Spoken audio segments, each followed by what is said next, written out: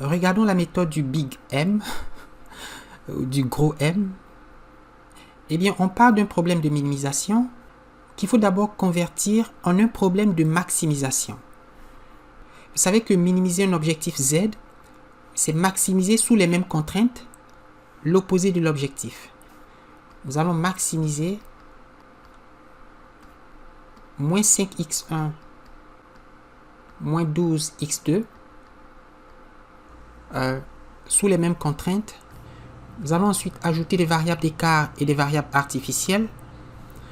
Pour la première contrainte, x1 plus 3x2 moins v1 plus une variable artificielle a1 égale à 6. Et pour la deuxième contrainte, x1 plus 2x2 moins v2 plus a2 égale à 5. Et toutes les variables sont positives ou nulles. On peut maintenant construire le tableau initial du simplex à partir de ce système d'équations. Les variables de base sont A1 et A2. Les coefficients de ces variables dans l'objectif sont pour x1 moins 5, pour x2 moins 12, moins 5, moins 12, 0 pour V1, 0 pour V2.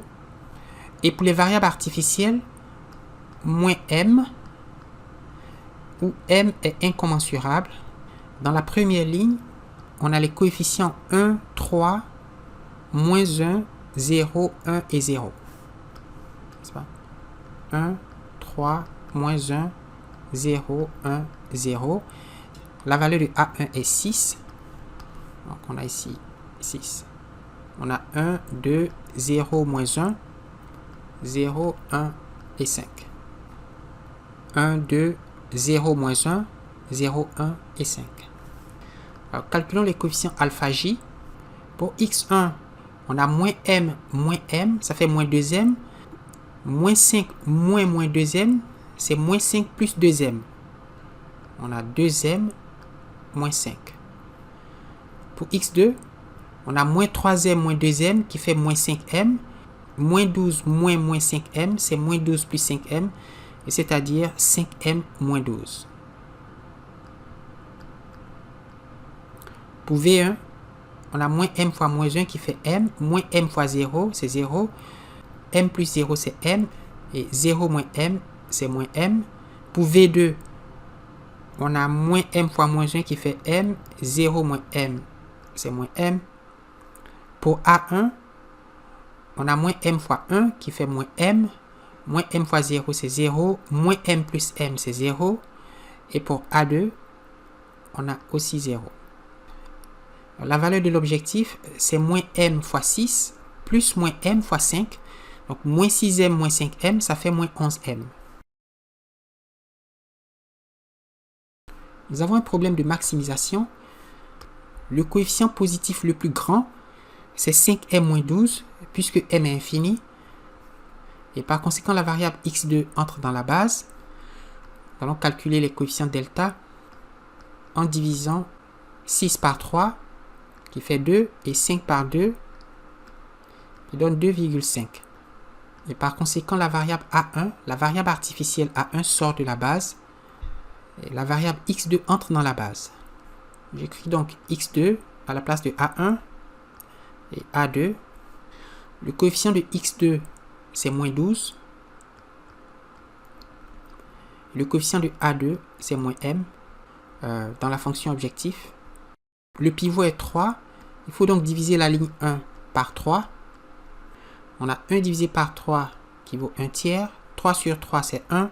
Moins 1 sur 3, c'est moins 1 tiers. 0 sur 3, c'est 0. 1 sur 3, c'est 1 tiers. 0 sur 3, c'est 0. Et 6 divisé par 3, c'est 2. Il faut annuler le coefficient 2 qui est sous le pivot en faisant ligne 2 moins 2 fois la ligne 1. 1 moins 2 fois 1 tiers, c'est 1 moins 2 tiers qui fait 1 tiers. 2 moins 2 fois 1, c'est 0. 0 moins 2 fois moins 1 tiers, c'est 2 tiers. Moins 1 moins 2 fois 0, c'est moins 1. 0 moins 2 fois 1 tiers, c'est moins 2 tiers. 1 moins 2 fois 0, c'est 1. Et 5 moins 2 fois 2, c'est 5 moins 4. qui donne 1. Alors, calculons les nouveaux coefficients d'optimalité, alpha j, cj moins zj. Pour x1, on a moins 12 fois 1 tiers, qui fait moins 4, moins m fois 1 tiers, donc moins 5, moins 4, moins m sur 3. Moins 5 moins 4, c'est moins 5 plus 4, c'est donc moins 1, plus 1 tiers de m. M sur 3, ou 1 tiers de m, moins 1. Alors pour x2, on aura 0, puisque x2 est dans la base. On aura aussi 0 pour A2, qui est dans la base. Pour V1, on a moins 12 fois moins 1 tiers, qui donne 4, moins 2 tiers de m, et 0 moins, entre parenthèses, 4 moins 2 tiers de m, ça fait 2 tiers de m moins 4. Pour V2, moins 12 fois 0, c'est 0, moins m fois moins 1, c'est m, 0 moins m, c'est moins m. Et pour A1, on a moins 12 tiers, qui vaut moins 4, plus 2 tiers de m, et moins m, moins 4, plus 2 tiers de m, ça fait 4 moins 5 tiers de m. Donc, on a moins 5 tiers de m plus 4. Et pour l'objectif z, on a moins 12 fois 2, qui fait moins 24, moins m fois 1. Donc, moins 24, moins m. Les coefficients positifs sont 1 tiers de m moins 1 et 2 tiers de m moins 4. Et le plus positif, c'est 2 tiers de m moins 4. Manifestement, n'est-ce pas? V1 entre dans la base et la variable sortante, si on divise 2 par moins 1 tiers, ça fait moins 6. 1 divisé par 2 tiers, c'est 3 demi, ou 1,5. Le plus petit coefficient delta positif, c'est 1,5. Et par conséquent, la variable artificielle A2 sort de la base. La variable V1 entre dans la base. Alors, x2 est toujours dans la base. Donc, j'écris x2. Et A2 sort de la base pour être remplacé par V1. On a ici moins 12. Et pour V1, 0. La position pivot à la valeur 2 tiers. Donc, on va faire l'opération suivante. On va diviser la ligne 2 par 2 tiers ou multiplier la ligne 2 par 3 demi. 1 tiers fois 3 demi, c'est 1 demi. 0 fois 3 demi, c'est 0. 2 tiers fois 3 demi, c'est 1. Moins 1 fois 3 demi, c'est moins 3 demi. Moins 2 tiers fois 3 demi, c'est moins 1. 3 demi fois 1, c'est 3 demi. 3 demi fois 1, c'est encore 3 demi. Et il faut annuler le coefficient qui est au-dessus de ce pivot, moins 1 tiers. Au moyen de l'opération suivante, on fait ligne 1 plus 1 tiers de la ligne 2. On a 1 tiers plus 1 tiers fois 1 demi, ça fait 1 demi. 1 plus 1 tiers fois 0, c'est 1. Moins 1 tiers plus 1 tiers fois 1, c'est 0. 0 plus 1 tiers fois moins 3 demi, c'est moins 1 demi. 1 tiers plus 1 tiers fois moins 1, c'est 0. Et 0 plus 1 tiers fois 3 demi, c'est 1 demi. Et 2 plus 1 tiers fois 3 demi, c'est 2 plus 1 demi, donc 5 demi. Alors, calculons à nouveau les coefficients alpha j. Pour x1, moins 12 fois 1 demi, c'est moins 6. 0 fois 1 demi, c'est 0. Moins 6 plus 0, c'est moins 6. Et moins 5 moins 6, c'est moins 5 plus 6, qui vaut 1. Pour x2, on a moins 12 fois 1, qui vaut moins 12, 0. Moins 12 plus 12, c'est 0. Pour v1, on a aussi 0. V1 est dans la base. Pour v2, moins 12 fois moins 1 demi, c'est 6. 0 fois moins 3 demi, c'est 0. 0 moins 6, ça fait moins 6. Pour A1, on a moins 12 fois 0, qui vaut 0. 0 fois moins 1, 0. Moins m moins 0, c'est moins m. Et pour A2, on a moins 12 fois 1 demi, qui vaut moins 6. 0 fois 3 demi, c'est 0. Moins m moins 6, c'est moins m plus 6. N'est-ce pas? Moins m plus 6 ou encore 6 moins m. Et la valeur de z, c'est moins 12 fois 5 demi plus 0 fois 3 demi, équivaut moins 30. Y a-t-il des coefficients positifs dans les alpha j? La réponse est oui. Le coefficient d'optimalité de x1 est positif, c'est le seul coefficient positif. Donc, faisons entrer la variable x1 dans la base et calculons les deltas pour voir la variable sortante. 5 demi divisé par 1 demi, c'est 5. 3 demi divisé par 1 demi, c'est 3. Et par conséquent, la variable v1 sort de la base et x1 entre. Donc, on a x2 qui est toujours dans la base, v1 sort, x1 entre. Les coefficients, pour x2, on a moins 12.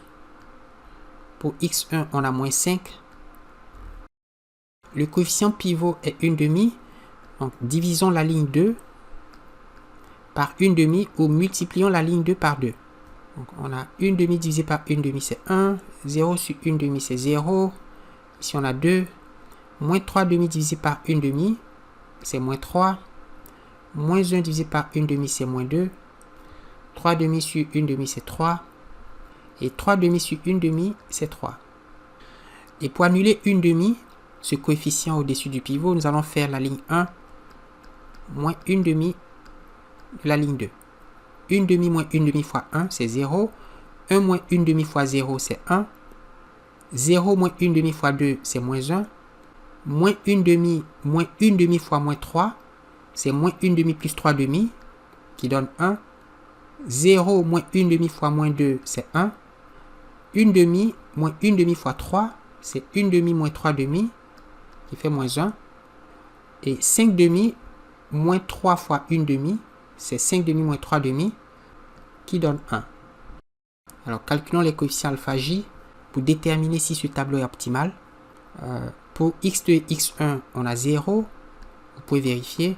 Moins 12 fois 0, plus moins 5 fois 1, c'est moins 5. Moins 5 moins moins 5, c'est 0. Pour v1, on a 12 moins 10 qui fait 2. 0 moins 2, c'est moins 2. Pour v2, on a moins 12 plus 15 qui vaut 3. 0 moins 3, c'est moins 3. Pour A1, on a moins 12 plus 10 qui donne moins 2. Moins m moins moins 2, c'est moins m plus 2. Et pour A2, on a 12 moins 15 qui vaut moins 3. Moins m moins moins 3, c'est moins m plus 3. Tandis que z vaut moins 12 fois 1, moins 5 fois 3, c'est moins 12 moins 15 qui donne moins 27. Alors, vu que m est très grand, moins m plus 2 et moins m plus 3 sont négatifs. Et donc, tous les coefficients alpha j sont négatifs pour ce tableau du simplex. Et par conséquent, la solution optimale est atteinte.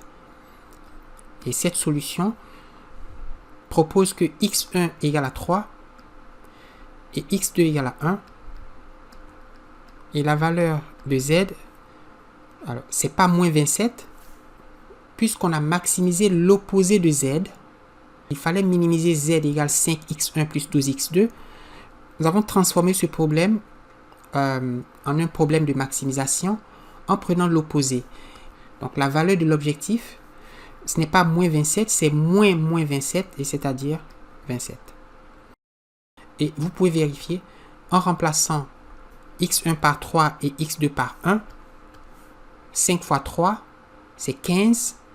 12 fois 1, c'est 12. 15 plus 12, ça fait 27. Et voilà.